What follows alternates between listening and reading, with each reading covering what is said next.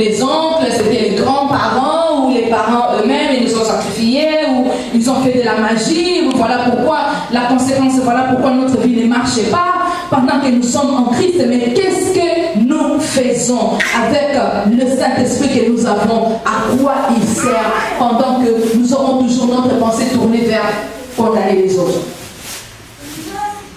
C'est une distraction de l'ennemi de nous faire croire que ceux qui nous combattent, ce sont les gens avec qui nous vivons.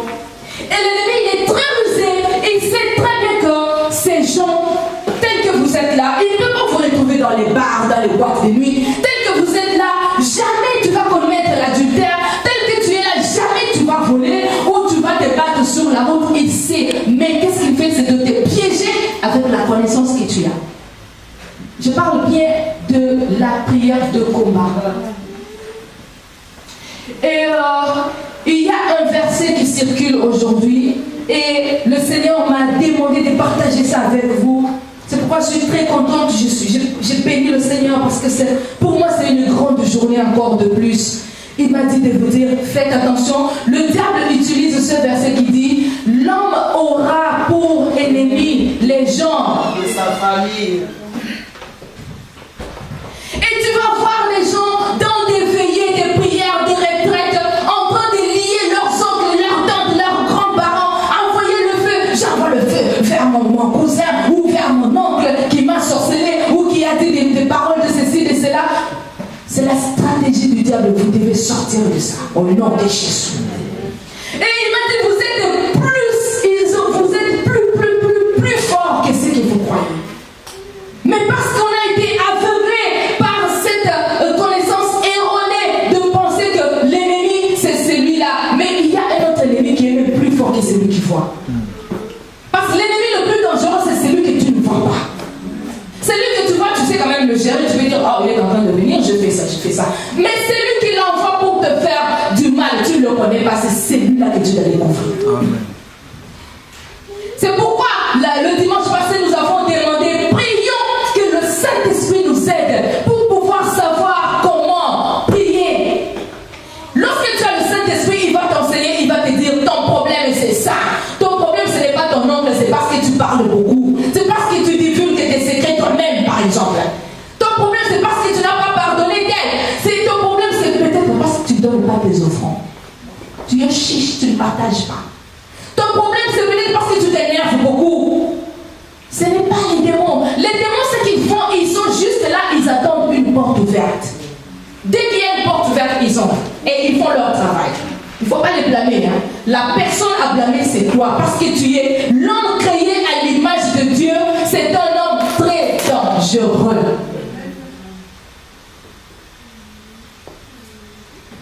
Est-ce que tu te connais? Est-ce que tu connais la valeur que tu as devant Dieu? Il a dit, créons l'homme à notre image et à notre ressemblance. Après tout, Dieu ne pouvait pas se contredire. Il a dit, je t'ai créé, tu es comme moi, tu es mon semblable. Après, il ne devrait pas venir commencer à t'imposer des choses à faire. Il dit à Israël, au travers de Moïse, il dit, je mets le mal et le bien devant toi. C'est à toi de choisir parce que tu es Dieu. Dieu, c'est quelqu'un qui a le pouvoir de déclarer les choses, de faire les choses. Dieu, c'est quelqu'un qui a le pouvoir de tuer ou donner la vie. Et parce que tu as été créé avec la nature de Dieu, ça devient en même temps dangereux si tu ne sais pas utiliser ce pouvoir. Mais le diable connaît bien le secret. C'est pourquoi il t'a mis dans des distractions, dans toutes ces pensées-là, pour croire ce qui n'est pas réel. Mais tu as la force de Dieu lui-même. Tu es Dieu. Il a dit, je vous avais dit que vous êtes des dieux, non? Mais vous commencez à mourir comme des gens ordinaires. Ce n'est pas possible. Alors, les prières, parce qu'il y a plusieurs sortes aussi de combats spirituels. Il y a ce qu'on appelle les armes spirituelles. J'ai vu des gens entrer en prière de combat et ils disent, je porte le casque maintenant, je porte les chaussures maintenant, je porte quoi d'autre? La ceinture, je prends l'épée. Satan, je viens contre toi. Au nom de Jésus, je t'envoie le feu. Oh. Mais non. Mais le diable, il se moque.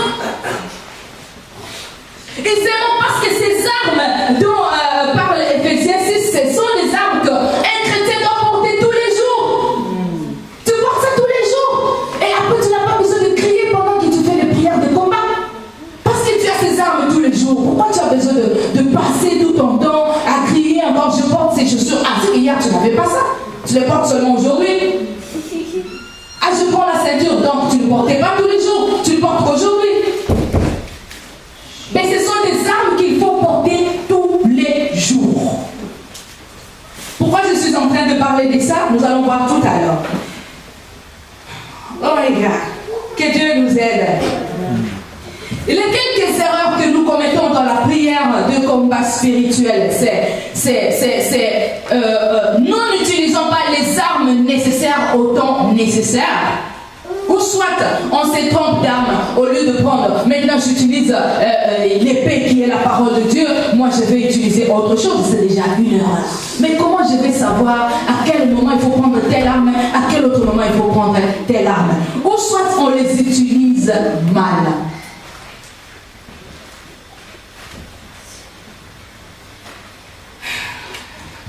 Est-ce que vous êtes bénis?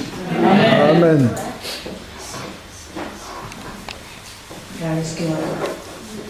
Nous avons vu le dimanche passé dans le tabernacle, il y avait trois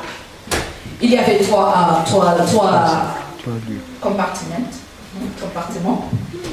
Et le premier compartiment c'était le parvis, le lieu saint et le lieu très saint.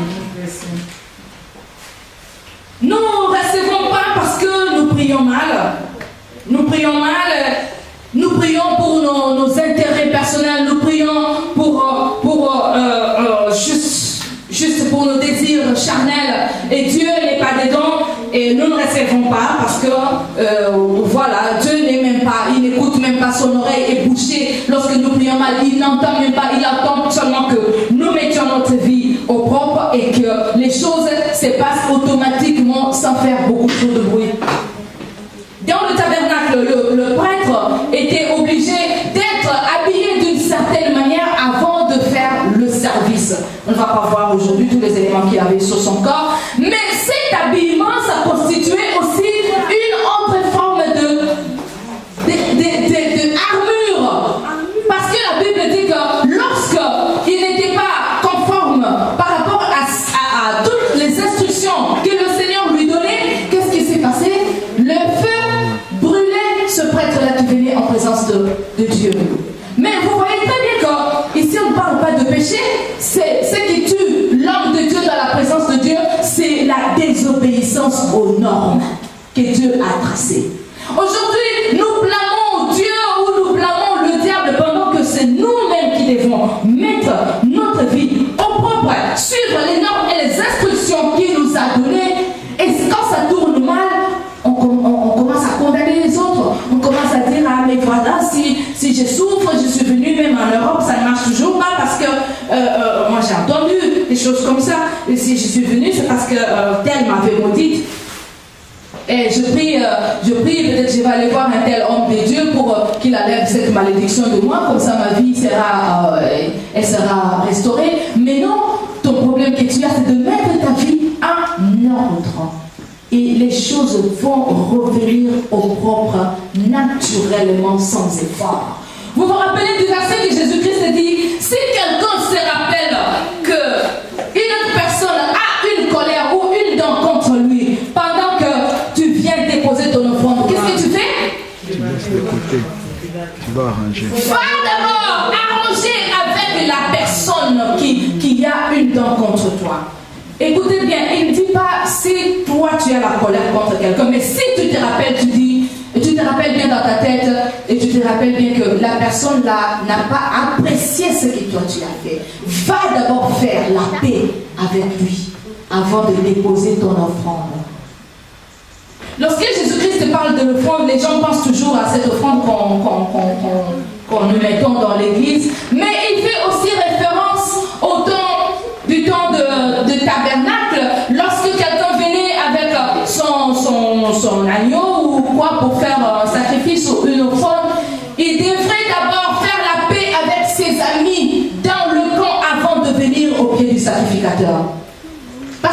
long chemin à faire. Avant que tes prières arrivent à Dieu, il y a un grand processus.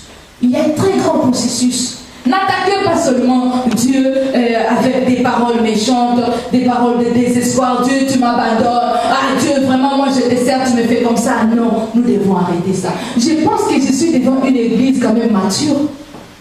Amen. Amen. Je suis quand même devant des gens matures. Amen. C'est pourquoi j'ai le courage de parler de ces choses ici. Parce que nous voulons que demain, notre façon de faire les choses change. Amen. Nous voulons que notre vie change. Nous voulons arriver à avoir un véritable peuple de Dieu baptisé dans le Saint-Esprit. Amen. Nous voulons voir des hommes et des femmes de feu. Amen. Amen. Nous voulons voir des jeunes. Moi, je vous ai parlé, j'avais 22 ans, je prêchais. J'ai prié pour des femmes très âgées avec des maladies bizarres, mais ça partait au nom de Jésus. Ça ne regardait pas mon âge, mais ça regardait le feu qui était à moi. Et je ne faisais pas des grosses prières. Je me rappelle une femme qui est venue, elle a fait beaucoup de tours chez mon pasteur. Un jour, je l'appelle, je dis, maman, mais je dormais à la permanence à cette époque-là. 5 ans, j'ai passé dans la permanence. Je cherchais la face de Dieu. Et je dis à cette femme, je dis, maman, je vous vois ici beaucoup en secret. Et quel est le problème qui vous tourmente? Vous n'avez pas encore trouvé votre solution. La femme me dit, ma fille, moi que tu vois, je ne dors jamais la nuit. Je viens ici, le pasteur prie pour moi, mais ma situation ne change toujours pas. Et en plus, là, j'attends, il était vers 21h, 22h, parce qu'il y avait beaucoup de gens qui attendaient mon pasteur. C'était aussi un prophète, il avait aussi une forte don de guérison aussi. Et il y avait beaucoup de gens qui venaient. La dame qui me dit, je ne dors pas parce que chaque fois, j'ai quelque chose qui me marche dans le corps. Et ça se déplace, soit ça s'arrête ici, ça commence à tourner. Après ça va là, ça tourne, ça bouge. Après ça va là-bas, j'ai chaud. Après ça va dans le thorax, je n'ai pas la paix. C'est ça, je suis en train de suivre une cure de prière. Je lui ai dit, maman, est-ce qu'on peut essayer quelque chose aujourd'hui? Elle était quand même attentive. Je lui ai dit, autant mieux rentrer, parce que là, le pasteur a beaucoup de gens. Tu ne peux pas attendre jusqu'à minuit, parce qu'il y avait des gens qui passaient la nuit. J'ai dit, va à minuit aujourd'hui. Tu t'élèves, tu pries. Je lui ai donné une prière à faire. Le matin, vers... non, c'était pas le matin, c'était la journée. Elle est venue me voir, surprise, avec une enveloppe. Moi, je ne prenais pas les dîmes des gens, je ne prenais pas, je n'étais pas pasteur de l'église. Mais elle vient avec une enveloppe, elle dit, maman, que Dieu te bénisse.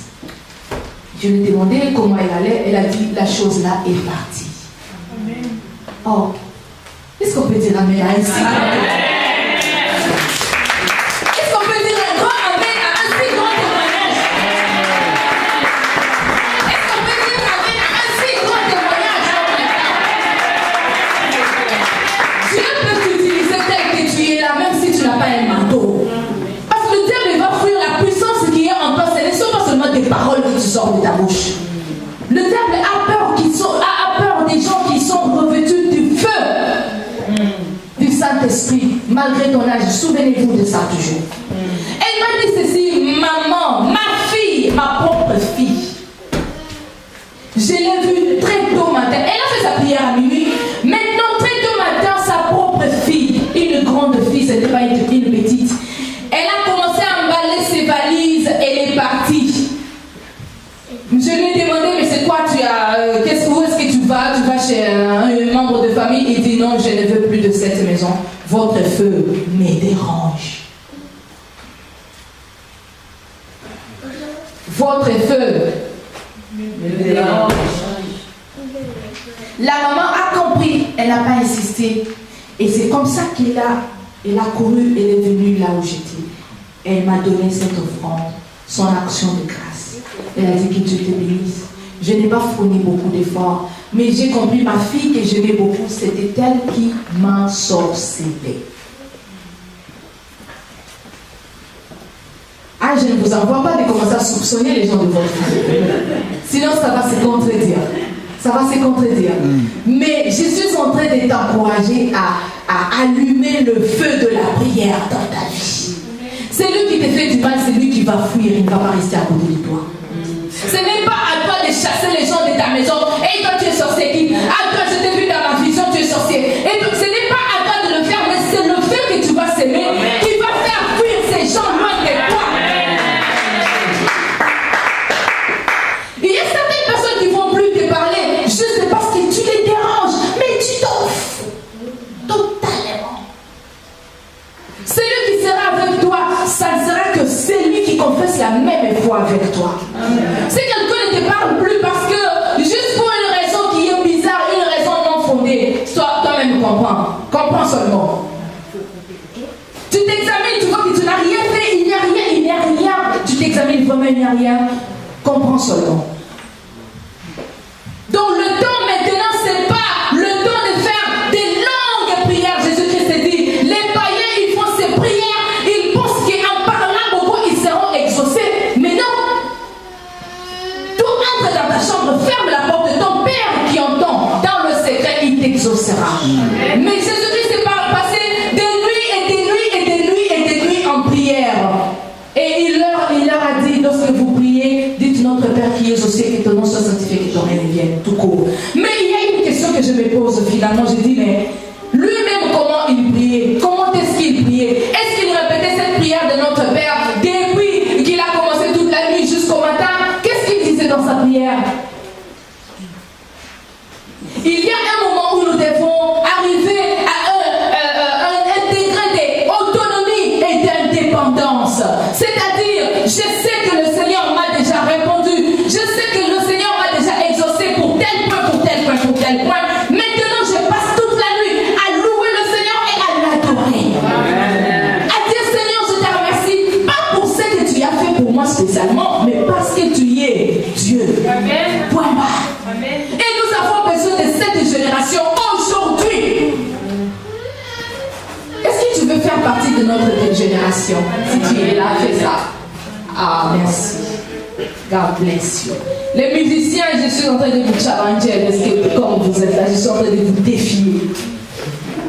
Je suis en train de vous défier parce que j'ai commencé dans la musique, j'ai commencé comme choriste, mais finalement, le Seigneur m'a utilisé d'une autre manière, plus que chanter et juste adorer ici. Le Seigneur a fait de moi un gagneur d'âme. Le Seigneur a fait de moi un formateur. Le Seigneur a fait de moi une bénédiction dans la guérison, dans les signes et des prodiges. Je ne peux pas témoigner maintenant parce qu'on n'a pas le temps.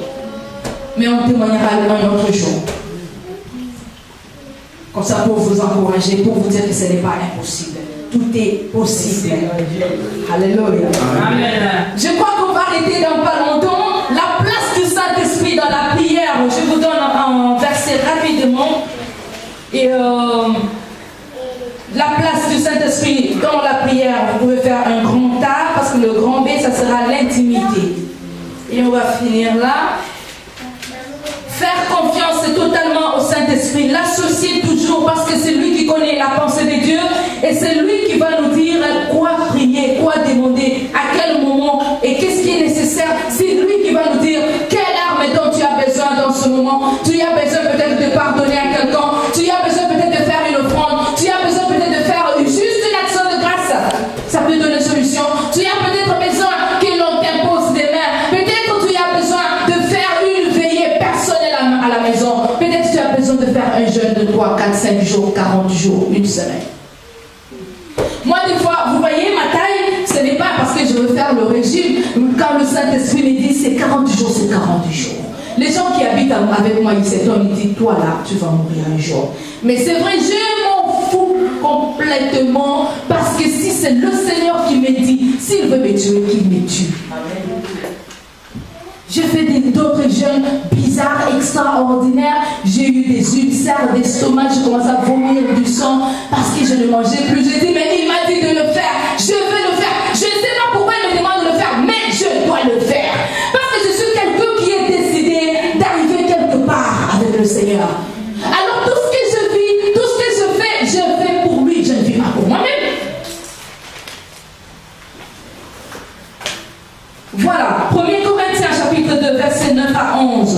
Là, vous allez trouver le verset qui vous dit, car le Saint-Esprit, c'est l'Esprit de Dieu qui connaît les pensées de Dieu. C'est lui qui peut nous communiquer ce dont nous avons besoin, de quoi nous devons prier. Et s'attacher totalement. 1 Corinthiens 6, ça je dois lire, je ne dois pas confondre. 1 Corinthiens 6, pardonnez-moi une seconde, je dois le vérifier.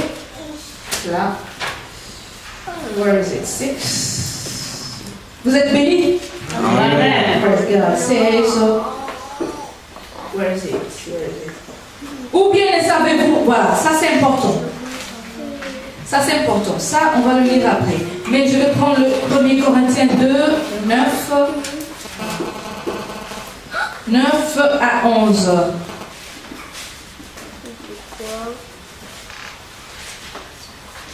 Mais comme le déclare l'Écriture, c'est que nul homme n'a jamais vu ni entendu, c'est Dieu a préparé pour c'est à nous que Dieu a révélé ce secret par le Saint-Esprit. En effet, l'Esprit peut tout examiner, même les plans de Dieu, les plus profondément cachés. C'est-à-dire, si tu veux connaître ton sort, si tu veux savoir ce que l'Éternel est en train de préparer avec toi, confie-toi au Saint-Esprit. Ne te confie pas aux hommes. Demande au Saint-Esprit, où est-ce que je vais aller avec ces cours? Où est-ce que je vais aller avec ces enfants? Où est-ce que je vais aller avec mon projet? Le Saint-Esprit va te donner des directives. S'il ne t'a pas encore donné, n'arrête pas de prier, reste dans la prière jusqu'à ce qu'il te réponde. Vous voyez l'erreur que nous commettons souvent, c'est que nous commençons à prier, tu te dis, oui, je vais faire cette prière pendant 3 jours. Si Dieu ne répond pas, je vais encore le faire. Mais non, ne lui donne pas du temps. Tu dis, je commence à prier pour ce sujet jusqu'à ce qu'il me réponde. Je ne sais pas combien de temps ça va prendre, mais je vais aller avec ça jusqu'à ce qu'il me réponde. Et j'ai vu, Dieu est fidèle, il parle toujours. We close. Le sujet du Saint-Esprit, c'est un autre sujet très profond. Nous allons voir le dernier point, c'est le grand B, si vous notez. L'intimité avec Dieu. Pour ceux qui sont mariés, ils savent très bien qu'il faut développer l'intimité dans le mariage. Dieu, Jésus-Christ nous compare à sa fiancée qu'il va revenir récupérer très bientôt. 1 Corinthiens 6. Qu'il va récupérer très bientôt. Alors, qu'est-ce que nous devons faire? C'est l'intimité se développe et se forme ou se crée par l'étude approfondie, lecture et méditation de la parole. Nous devons créer des moments même d'intimité. Nous devons développer le désir d'être toujours avec lui pour que notre prière soit efficace. Vous savez pourquoi nous disons ça? C'est parce que beaucoup de gens, lorsqu'ils viennent au Seigneur, ils attendent seulement quand ils sont dans des problèmes difficiles, alors ils commencent à invoquer Dieu. C'est une grosse erreur. Quelqu'un que tu vis avec dans une même maison, tu dois le connaître, tu dois passer du temps avec lui pour comprendre comment il raisonne, comment il réfléchit, il a quoi comme plan dans la vie. C'est comme ça, non, pour ceux qui sont mariés. Non? Ou bien vous ne faites pas ça, vous êtes chacun de son côté. Mais non! Tu dois comprendre ce que ton partenaire veut, ce qu'il aime, ce qu'il n'aime pas. Qu'est-ce qu'il pense aussi dans sa tête? Quel projet il a? C'est ça l'intimité. L'intimité n'est pas seulement dans la chambre la plus secrète. L'intimité, c'est même en mangeant. Mais en tout, dans tous les niveaux, vous devez arriver à un certain niveau d'intimité approfondie. C'est comme ça que tu vas commencer à comprendre Dieu, même avant qu'il ne te parle. Tu dois commencer à certains moments, tu veux prendre une décision, tu dis non, si je fais ça, non. Ça ne va pas plaire à mon Seigneur. Il t'a pas dit, mais parce que tu as déjà développé l'intimité avec lui, tu le connais. Tu ne prends plus de décisions comme ça par hasard, mais c'est devenu quelque chose d'automatique. C'est ce que nous appelons. Bon, je m'excuse beaucoup, ça, mais c'est quand même c'est très profond. Il y a des cours que je fais, les cours de médiation, où on parle de la communication en anglais. Je crois que c'est la même façon en français, mais ça a plus d'impact en anglais. Ça veut dire communication, c'est-à-dire, ce n'est pas communiquer lorsque je parle peut-être au téléphone, je communique, je donne un message à quelqu'un, mais c'est un niveau de se passer des informations d'une certaine manière. Le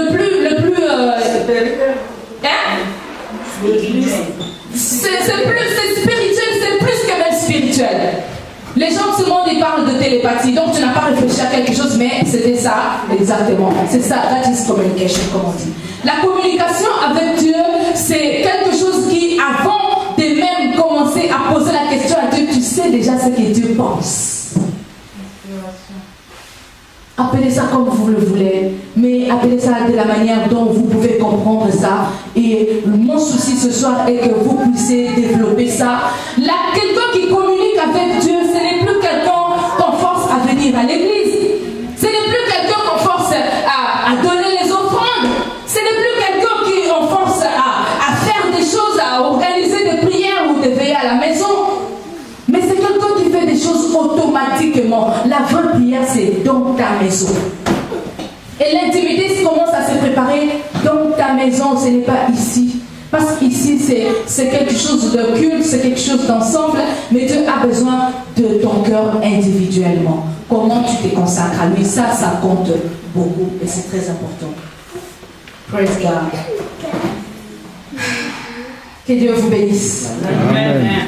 Que Dieu vous bénisse. Il y a beaucoup d'autres choses que nous allons développer, pas aujourd'hui forcément, mais nous allons organiser le temps avec votre pasteur et on aura le temps de poser des questions, on aura le temps de partager. Est-ce que vous êtes intéressé qu'on organise cette séance? Amen. Praise God. Moi je suis partante. Il y a, pour finir, il y a un verset biblique qui dit lorsque vous demeurez en moi et que mes paroles demeurent en vous, demandez tout ce que vous voulez, tout ce que vous désirez, et cela vous sera accordé. N'oubliez pas que dans le compte de demander, c'est une relation de vice-versa, c'est réciproque. C'est-à-dire, toi tu es en Dieu et Dieu est en toi. C'est-à-dire, entre vous deux, personne ne peut prendre une décision avant de contacter l'autre. Dans le mariage, c'est comme ça. Nous, avec Jésus-Christ, c'est une relation de mariage. N'oubliez pas ça. On est encore au niveau de fiançailles, mais une fiancée ne peut pas faire n'importe quoi avant de demander l'avis de son fiancé. De même, lui aussi, lorsqu'il veut faire des choses, il va partager avec sa fiancée. Il va dire, bon, regarde, j'ai envie de faire ça, comment tu trouves? Est-ce qu'on peut arriver à ce niveau aujourd'hui? Est-ce que Dieu peut te demander des conseils? Ah, tu n'es pas sûr de toi-même? Mais oui. Oui, Dieu peut te demander, Dieu peut te dire, regarde, je veux faire ça, qu'est-ce que tu penses? Qu'est-ce que tu penses? Et tu peux dire, Dieu, non, pas maintenant, fais d'abord ça, comme ça on verra. Est-ce que vous croyez à ça?